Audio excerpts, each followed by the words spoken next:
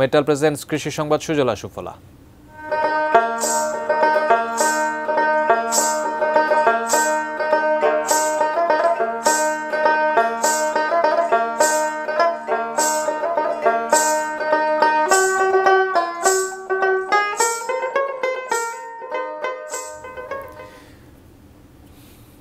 পঞ্চগড়ে জনপ্রিয় হচ্ছে অনাবাদি ও পতিত জমিতে সবজি চাষ। বোদা উপজেলার ময়দানদিঘি ইউনিয়নের ভীমপুকুর গ্রামের শামীম কবির পথের পাশাপাশি পতিত জমিতে সবজি আবাদ করে এলাকায় সাড়া ফেলে দিয়েছেন বেশ। নিজের 10 শতক জমিতে বেগুন ও হলুদের সাথী ফসল হিসেবে চাষ করেছেন লাউ এবং শিমও। এতে কর্মসংস্থানের পাশাপাশি পুষ্টি নিরাপত্তাও নিশ্চিত হচ্ছে। শামীমকে দেখে পতিত জমিতে সবজি চাষে আগ্রহী হয়ে উঠেছেন অনেকেই। চাষিদের নানা পরামর্শ ও সহযোগিতা দিচ্ছে কৃষি বিভাগ।